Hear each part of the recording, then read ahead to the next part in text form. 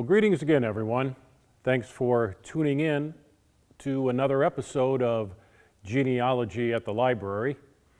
I believe this is episode 7, and our topic today can either be referred to as genealogy potholes or genealogy brick walls. I don't think it really matters how many years you've done genealogy, whether you're a veteran, whether you're just beginning. There are times during your research that these two things may happen to you, or at least feeling like it happened to you. And let me just say right now, this is not how I lost my hair. That's something totally different, and we won't even go into that now. So again, our topic today with these two subjects, I want to emphasize all of our research, we've all been there. One way or another. It doesn't really matter that we ran into a problem looking at a census record, we ran into a problem finding a record, we ran into a problem looking for an obit in a newspaper. The general umbrella term whenever we run into this kind of a large problem is potholes or brick walls. Some are found relatively easy. Some might take weeks, might take months, well, and sometimes it could even take a few years. I just want to stress that whenever you possibly do run into these situations, there are people out there willing to help you out. The people of your family, people in genealogical societies, sometimes even librarians. Whenever you run into a brick wall, these are the resources that you'll want to tap into in order to help you figure out a way around and get back to your productive research. Each and every one of our families is different. Each and every one of our family genealogy, though it may share some commonalities of ethnicity, of sharing a boat ride across the Atlantic, but our specific research is going to be very different from other people's because of the results that we are hoping to take in. With that, our potholes and our brick walls are therefore specific to our genealogies. Some of those show up in different roads, different sizes, and it's the same thing for our genealogies. You might be looking for a military record of a past ancestor and discover that the military records are in fact have been destroyed by a fire, by an arson, by a storm, by a flood, a tornado, etc., etc. There are other times where that military record, you might be able to find information from it about the individual from a local newspaper. So even though you go into a pothole, you go into a brick wall, there's always the possibility of finding information in another record somewhere. It's just a matter of looking and having the patience for it. Our genealogy potholes and brick walls are caused by a variety of reasons. The lack of access to records. As we continue our research, we may have exhausted all of the records in the United States. We will come to a point where our research will have to take us to Europe. Will we have the access to those particular records that we have for the American records? You won't know until you get there. The non-existence of the records. And we'll still focus on, let's say, the European records. What would have happened to the records, say, if I'm looking for London birth records, and they happen to have been destroyed by the Blitz, the London Blitz during World War II. The records are gone. They don't exist anymore. And the same thing holds true to German records, Polish, Russian, the European continent. War was devastating on these particular records, and not just two. World War I, back, all throughout its history. Researcher assumptions. This is probably one of the foremost avenues where our research has a tendency of taking us down the wrong paths. It is very important for us to verify all of the information that we are bringing into our genealogy and inserting it as fact. Is it a fact? Are we sure what we are inserting is in fact a fact? Lack of concrete information, other reasons they say, potholes. And the same holds true for these brick walls. The brick walls are more permanent. They're more abrupt when you run into them, let's say. We're searching down a particular path. Everything seems fine and dandy when all of a sudden we turn into Wile E. Coyote and splat ourselves right into the face of a brick wall. Sometimes that's what it feels. Then what do? Well, my suggestion would be set aside the information that has caused you this particular abrupt stop. Put it aside for a while. There are other families within your genealogy to search for. Have some success with those, and then try to come back and, with the help of others, try to find a way around that particular brick wall. Now I'm going to give you some examples of brick walls. And again, not everybody may run into these, but these are some of the more common occurring brick walls that occur. A genealogist sticking to only one or two resources because of their familiarity, ease, or likability. It's very important for you as a researcher to search out all possible sources of information. Throughout these past episodes, I've mentioned various websites: FamilySearch.org, Ancestry Library Edition, the Michigan websites that we talked of last time. It's very important that you don't limit yourself, because when you limit yourself to these particular websites, you limit yourself to the resources they provide, and there's so much more out there. It's very important for you to have your favorites. Fine and dandy. I've got my favorites. Here at the library, I tend to focus on two: Ancestry Library Edition and Family Search. When I am researching for people that come into the library, those are my two go-tos.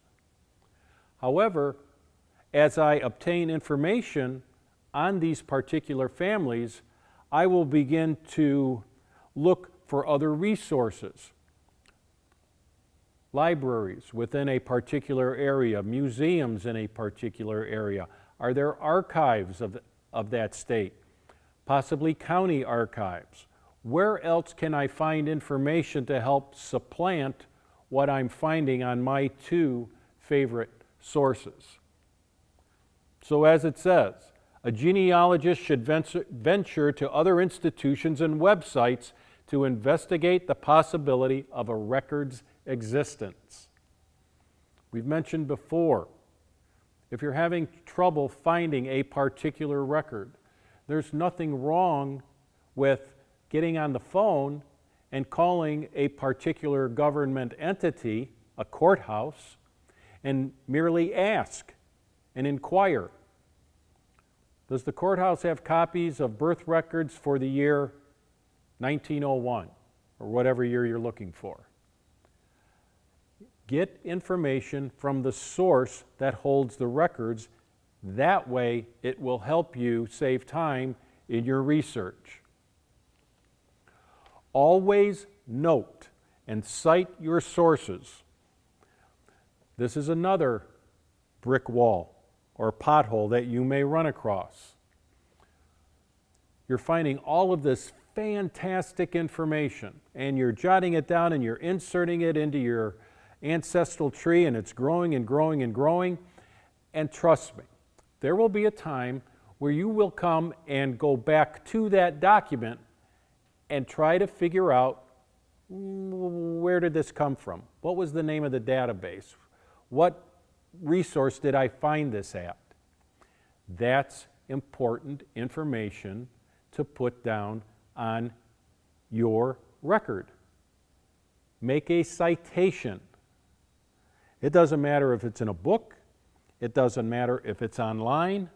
It doesn't matter if it's even a relative. Aunt Mary told me this story. That's great.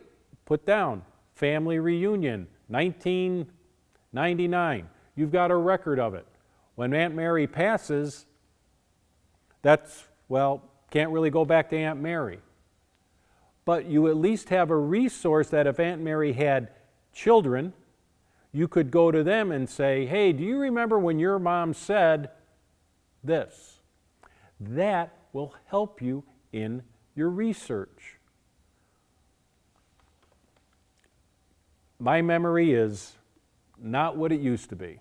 And trust me, that's one of the things that I have been doing for the past couple of years now, is recording where I get the information from. It's helped me in a couple of times. It'll help you as well. We all like our family trees, right? And we're all looking for that. Who's in our family tree? Is there a famous person in that family tree? Who knows? You won't know until you begin researching and go back that way. But what kind of famous person are you looking for? Are you looking for a historical figure? A president? A general? Are you looking for a societal figure? Did they have some status in a particular town? A mayor, political officer, police chief? Or somebody famous in the family? Maybe there was a veteran that you happened to discover in the Civil War. Maybe that's the famous person that you are looking to discover. A researcher, though, has to accept the fact that not every family is going to have this historic person, is not going to have this famous individual, that I'm not going to be able to trace my family back to Charlemagne. I'm not going to be able to trace my family to the Mayflower. I think I've mentioned before that my ancestors migrated from Poland to Ohio in the 1870s. I don't have anyone in the United States Civil War. I had relatives in World War I. I've had relatives in World War II. But anything prior to 1870, the American history doesn't help me, so I have to go to Polish history. And again, the brick wall enters, where do I get the records from?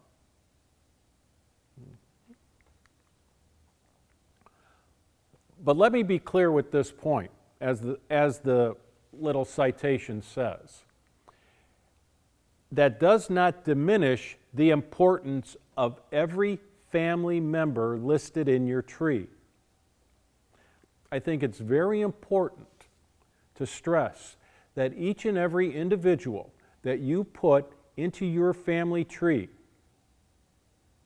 is just as important as a parent, a grandparent, a great-grandparent. This family, this grouping, all of our parts become our whole. They made us up.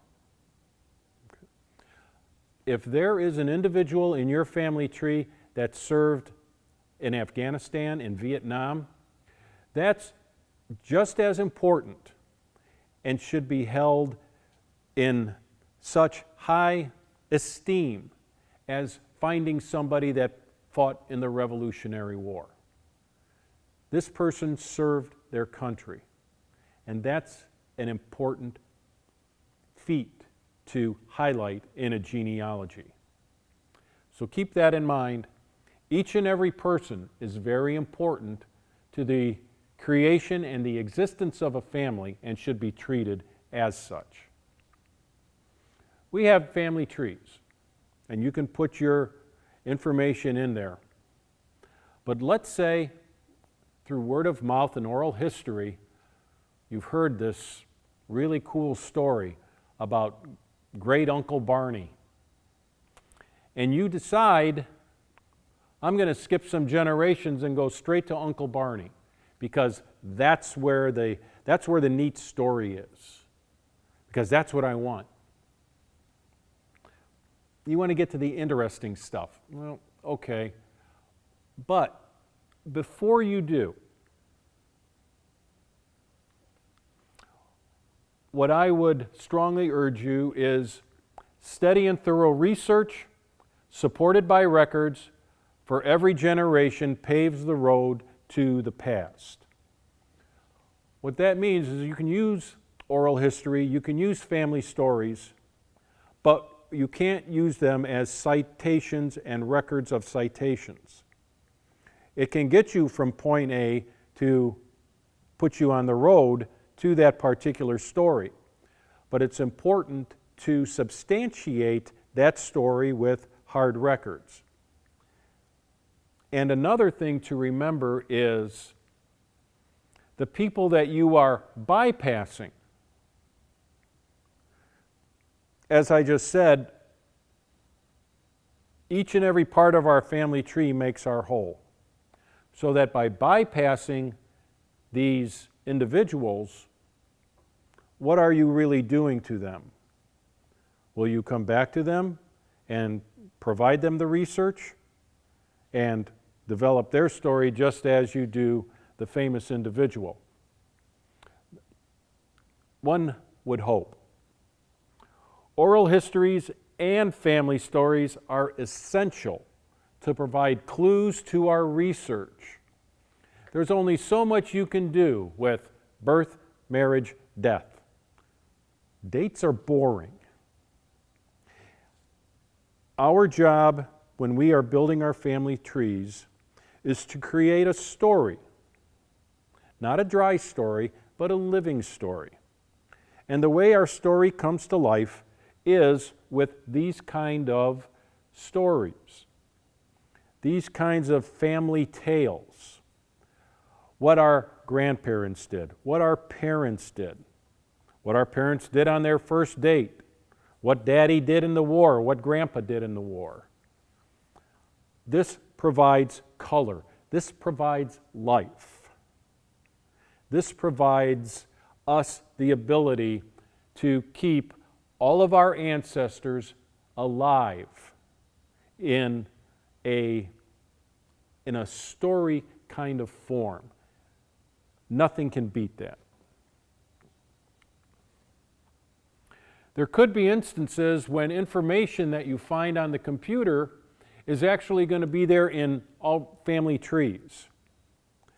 You go on to Ancestry Library Edition, Family Search, and you click, there's the name I'm researching, and there's a whole entire family tree. And it's like Christmas in July, which, well, it is July. What you see there has to be taken with a grain of salt. Has this tree been merely copy and pasted from another resource? And if it has, is that resource a viable resource? Or is there information in that tree that has yet to be verified and are just putting dates, places, names on assumptions? That's not what you want when you have a family tree. Your search discovered the family tree. When you typed in the name, up it came. That was your search. However, your research will verify the information that's on the family tree. And those are two different methodologies that I think we need to take some time just to touch on really quickly. Search versus research. Search, the action to look for with hope to discover information via the work done by another. So in a way, what that means is you're on Ancestry, you will go to the search box, you will type in Carl Catafias, and up pops the records. Oh, look, there's a census record. Click on it, boom, there you go. That's searching. The immediate results are right there for you. Research is the systematic and diligent inquiry to either compile information or resolve a particular question or dilemma. When you're on FamilySearch.org, there are certain compilations of records which do not allow you the availability to search. They do allow you the availability to browse. Browsing would be researching, because you would need to take the information that you have on a particular individual and pull up these particular records, and with that information, oh, my ancestor was born in January of 1919, we think. You would pull up those particular church records, and in all honesty, I would probably search from 1917 through 1920 to scroll through the records page by page by page until you find the information. It doesn't come immediately. It takes diligent work and plodding through the records here and there until you find what you are looking for. Research takes time, takes effort, but the results are phenomenal when you do find that information.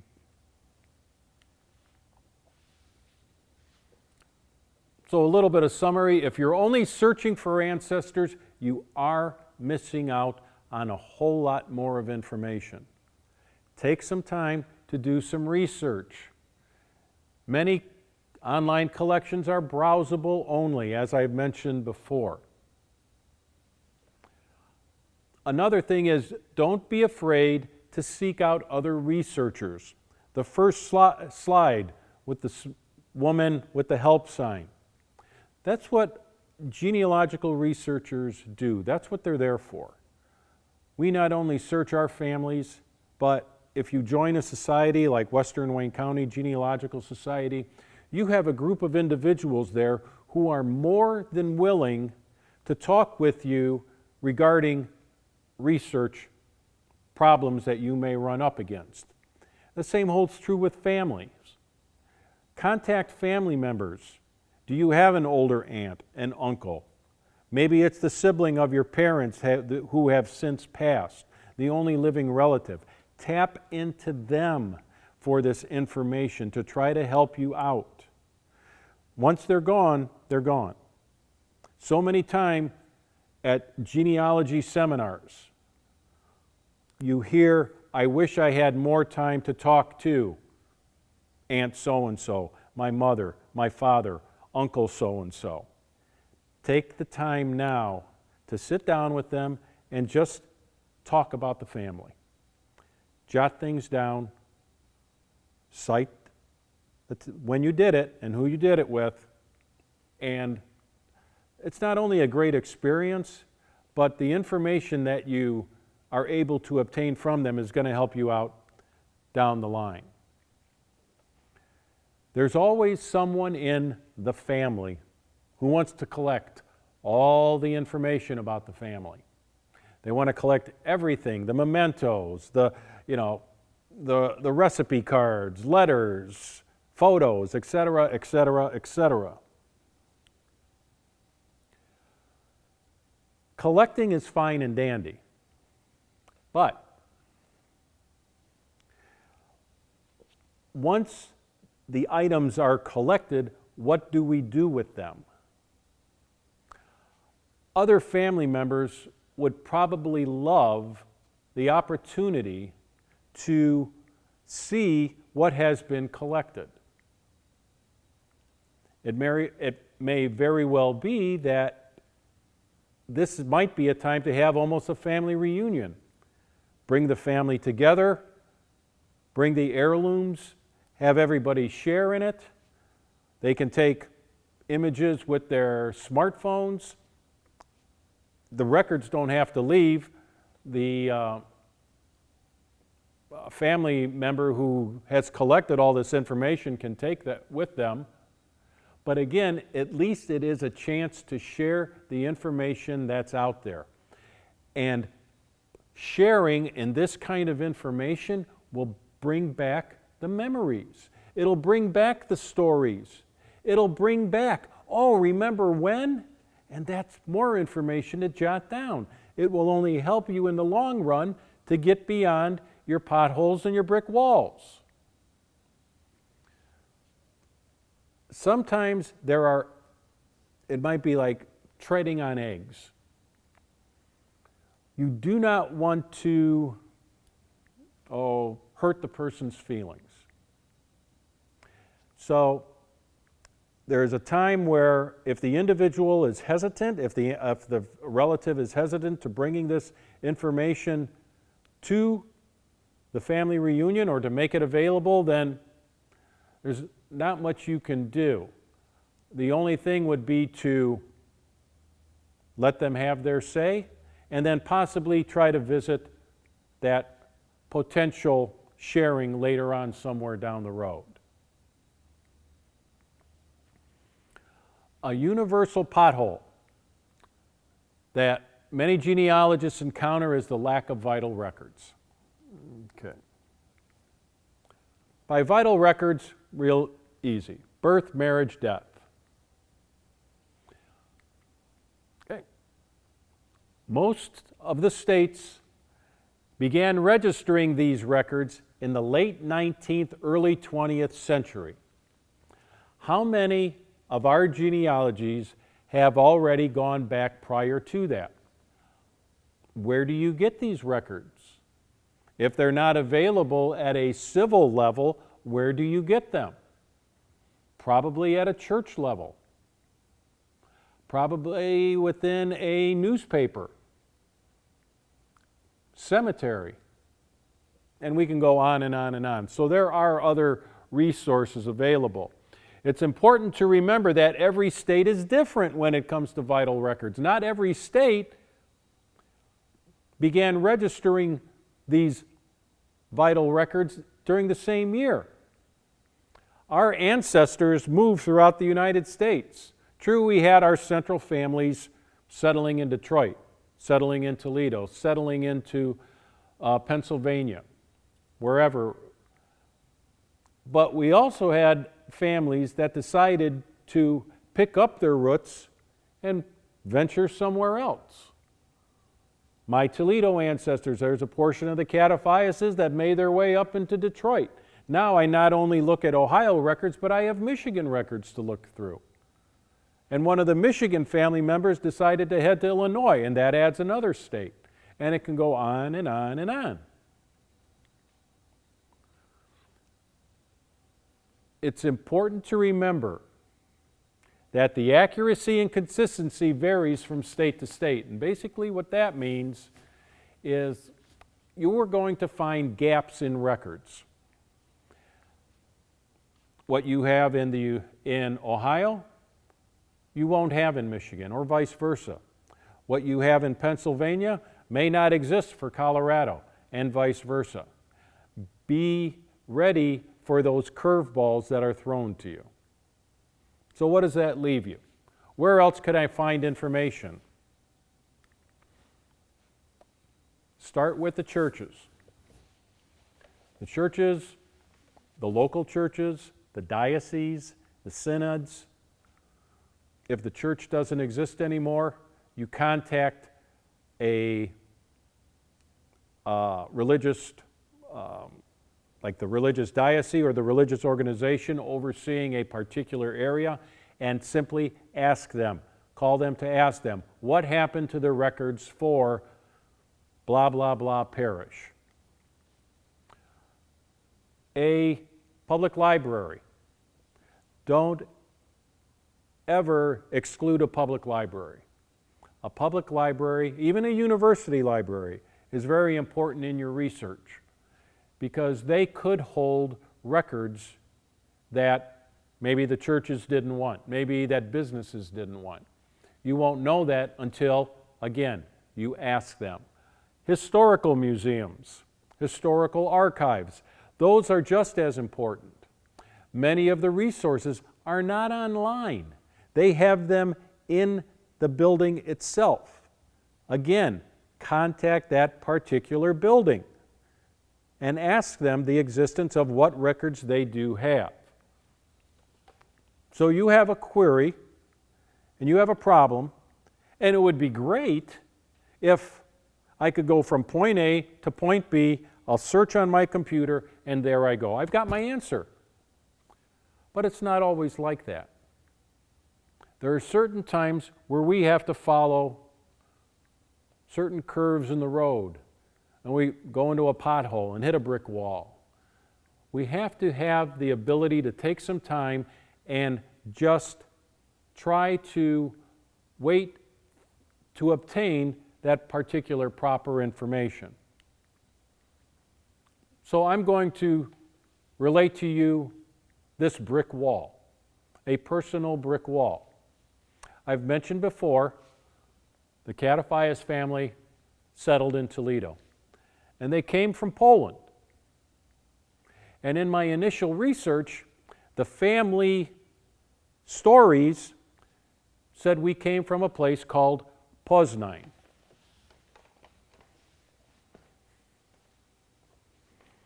So this particular area right here, that's where our family was said to have come from. This was well before computers,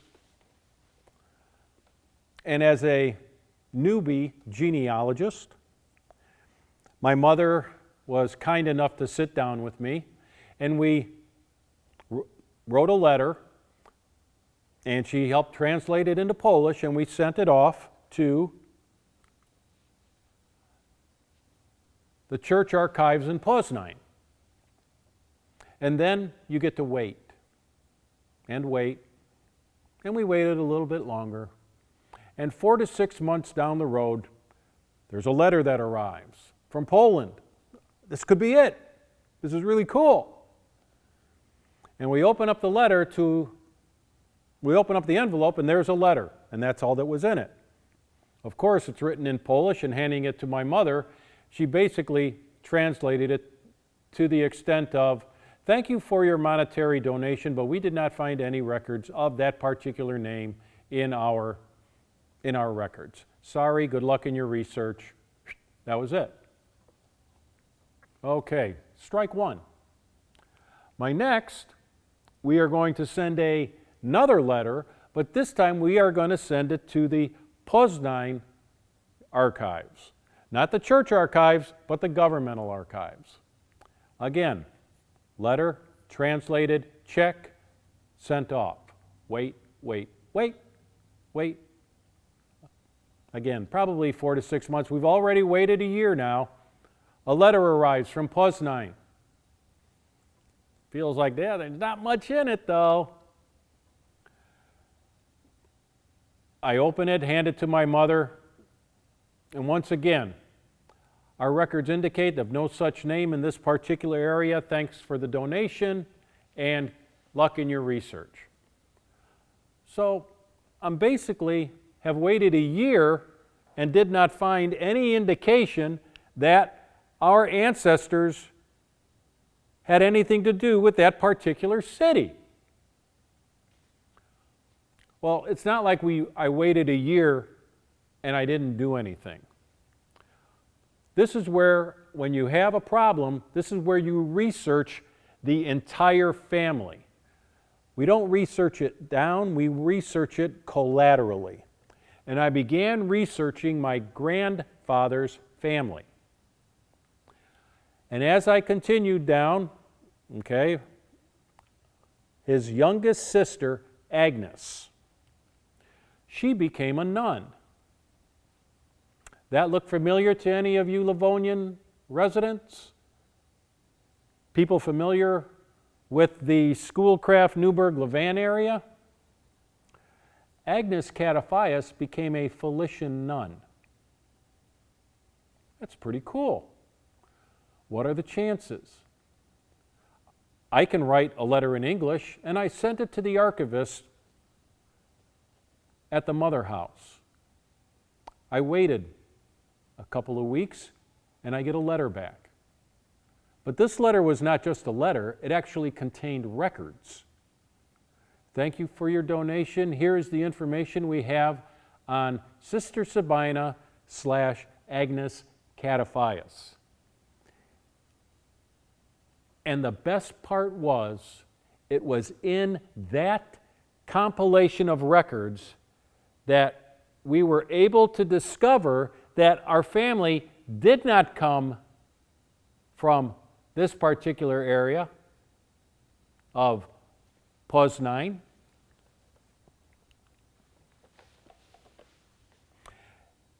They actually come from a city called Znin. Here's Poznań, here's Znin. Why did all of my ancestors believe that this was where we came from? I'm guessing because it was bigger. It's a larger city. I mean, you go around, if you're in the southeastern Michigan area, and you're at the airport. Well, where are you from? Well, sometimes you'll say, well, I'm from Canton. And they look at you and it's like, well, it's around Detroit. Now they have an idea. I'm guessing that's what held true here. With that little bit of research, I began to concentrate, and the Cataphias information sprung up like wildflowers just from that. And it took me a lot of time. That's what you have to do in order to get around that particular brick wall. Another universal brick wall that we're going to experience together, that the records have suffered a calamity and have taken the entire records out of existence. That these particular records have become, what you can see here, victims of disasters, deliberate attacks, collateral damage, technology, pests, improper storage. All of these are enemies of our records. The disasters, flooding, a tornado hits a community, wipes out the library, wipes out a courthouse, wipes out a church. Deliberate attacks, all of the records that were lost in the world wars. Collateral damage, again, world wars, they might not have hit a particular building, but the collateral damage that suffered when the bomb went off. Technology. Certain areas think it's, or institutions, I need that space where these records are. The records take second fiddle to us upgrading our technology, therefore the records have to go. Hopefully they go somewhere where they have some preservation going on, where they still have a organization that's come to rescue these particular records, but I have heard instances where, right to the dumpster, all those records are gone. There's no way to get them back. Pests, bookworms, mildew. I mean, these are all just things that'll just destroy our records.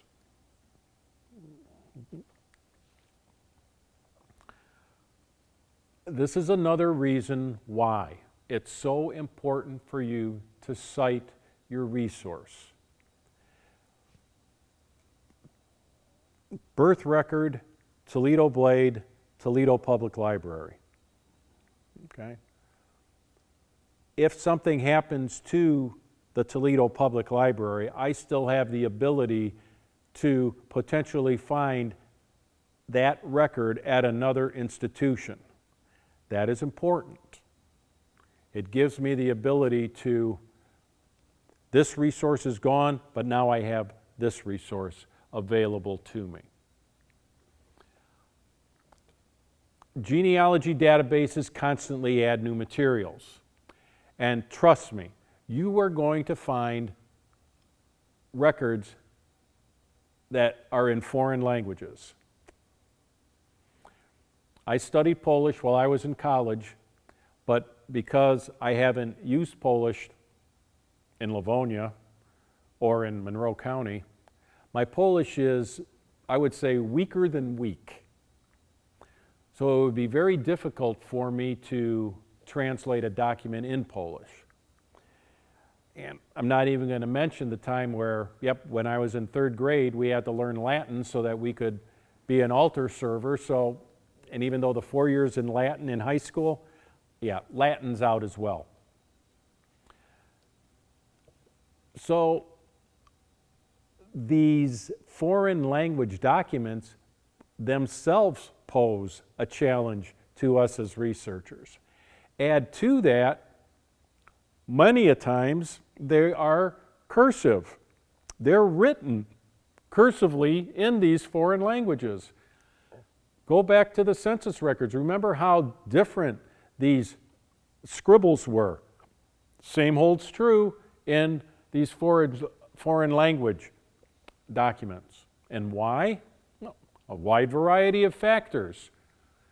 How heavy or light-handed was the person writing it? Maybe they put a little bit of ornate script to it, bad penmanship, maybe a defective pen tip. It could very well be an improper scan into the database. Who knows? Who knows? But we have to be ready to meet that challenge. And how do you do that? This item is legible. Can I identify the language? Is there a way to identify what kind of record this is? Do you have somebody in the family that happens to speak this particular language? Again, Cataphias, Polish. Is there someone in the family that if I happen to stumble across a Polish record, could I either take it to or scan an image to in order to get help getting it translated? Or do I know someone that will help me translate? If it's a church document, could a cleric at the local church be of assistance? If I have a record that's written in Latin, could I take it to my local parish and hope that the priest would be able to translate some of it? If not, would he be able to say, hey, I know somebody that may be able to help you out? That's all we need, is that particular glimpse of hope to continue forward. How about Google Translate? Yep, Google Translate is great. The challenge would be taking these particular images and trying to put that into Google Translate. Is this particular letter, is it an A? Is it an O? What's that letter? Is it an E, I? And remember all the different foreign languages, the different letters, all that's going to come into play. But it's a good place. How about going to the library and seeing if they have, let's say, an English-German, German-English dictionary, English-Russian, Russian-English dictionary, etc., etc., etc. Check it out, take it home with you, and sit down and See if you can decipher something. Taking it to a local genealogical society. Sit in on a meeting, and when they have public discussion, hi, I have this document here, wondering if anybody could help me with. That's the way you build the bridges. Maybe you'd even join the society. Would there be a teacher at the local high school or a possible community college? Would they be willing to take an endeavor for it? Happening back when I was working in Monroe, a man and a woman came in. They had a document that was written in Russian. By using a English-Russian, Russian-English dictionary, I was able to pick up words here and there. But I said, let me have your document for a couple of weeks and I'll get back to you. I went to Monroe Community College, found a professor there who translated it verbatim for them. They came in. I provided them the name of the professor. They sent him a thank you card with a little gift card, and everybody was happy with it. That's what you have to do. If you're old, you know what these are. If you're not so old, you're going to go, what? I don't know what this thing is that you have up here. This is, for those of you younger folks, this is a photo album. It doesn't exist in an electronic format. This photo album is paper. And photographs were taped, glued into the pages. Some of them were identified. Some of them weren't identified. A lot of this still very much exists, but photo albums, some of these things, when cameras were their own devices, okay? Cameras were their own devices, not phones, but the regular cameras. When Kodak, Brownie, Polaroid, Instamatic were household names. When a camera would needed to be loaded with film, roll of film, insert into the camera, go from there. When a camera would need a flash bulb or a flash cube to take an indoor shot, nothing like we have today. When film came in a roll or a cartridge, that's what we're talking about here. Then the film would be taken to a store so that it could be developed. The only time a picture came up immediately was if you had a Kodak Instamatic, and even then you had to wait a couple of minutes for the picture to appear like it was magic. Then the film would be there for about a week or two to develop, and then the photos would be picked up by you going to the store or to the photo mart. You'd get the photos, you'd glue them into the album here, and then there were so many photos and more photos and more photos that from the albums they ended up going into shoe boxes. And then somebody came up with a great idea, the photo albums with a magnetic stripe. So you would just take the photo, pop it on the thing, lay the magnetic film across it, and there you were. No glue, no nothing. These exist, trust me. If you talk to family members, these exist in the family. The thing is, these are great. This is like a treasure chest to the past. This could be a boon. It's a discovery of a lifetime, or it could be a brick wall that hits you right in the face.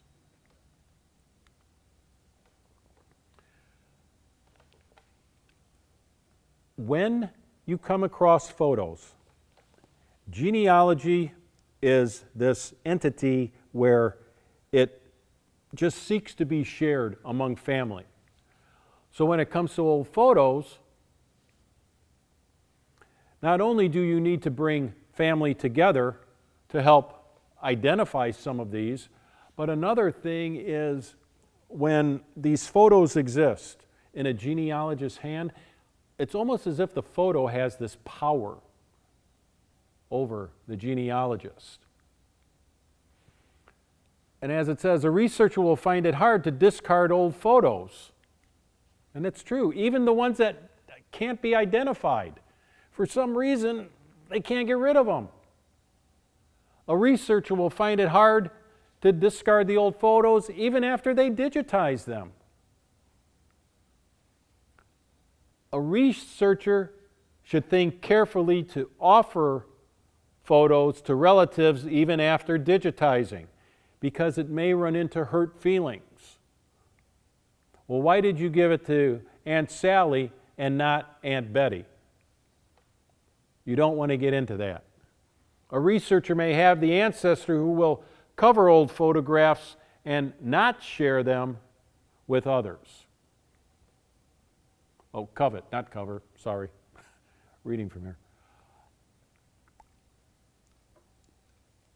That is something that has to be addressed at the family level. If the individual just wants to hoard, like we mentioned before, hoard the collection, there's not really much you can do. The only thing that you could do is mention to the particular relative, if ever there's a chance that I could see the photos, that would be great. I would very much appreciate it. I'd be more than, all I want to do is scan them and hand them right back to you. And maybe you can even go through them with me so that we can identify them. A researcher will have to determine for themselves how many photos of an ancestor is enough. How many pictures do you need of Uncle Joe throughout his life? 3, 4, 5? It's up to you guys to decide. A researcher will have to determine the extent of photos for one's genealogy. How far do you go back to include photos? Are you going to try to include everybody in your family tree? Is it 1 generation back, 2 generations back? What about all the cousins? How far do you go with 2nd, 3rd, 4th, 5th cousins? That's something for you to think about. A researcher should try to develop a methodology in dealing with old photos and sticking to it. And that's the tough part. If the photo is an identified person, then what? If the photo is of an unidentified person, then what? If the photo is of an identified place, what do you do? If it's of an unidentified place, what do you do? So as you can see here, we have this tombstone, we have a log house with a date of 1946. We have this person standing in front of a building that we really can't make out. Here's a gentleman standing in between a couple of houses with no indication of who he is. These images don't really help me out. So I would pretty much be able to take these particular photos and simply get rid of them. This one I know is of my uncle, so that would be one I would want to keep and scan in his page. The women standing next to him, if those aren't identified, that would be something I would need to bring my ancestors in, my sister, aunts, uncles, etc., to try to identify who these 3 women are next to my uncle. So in closing, when you hit a brick wall, check your data, re-examine everything. Make sure what you're looking for is the correct information. If you've been relying on what you've been told or someone else's research, get concrete evidence for yourself, not hearsay, and not just rely on somebody else's work. Search all available sources. You've already found relevant census, birth, marriage, death, made copies and cited the resource. Not just the title, but where did you find it? That especially holds true when you have to find it in a record book at a courthouse or at a library, a newspaper, etc. Branch out your research to include military, cemetery, newspapers, passenger lists, property and tax records. There's a lot of records out there that you need to be aware of that could provide you the same information that you are lacking in a particular record. Expand your search collaterally.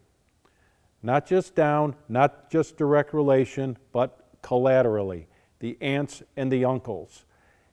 As you do the research collaterally, you will find clues that will help you with your direct line research.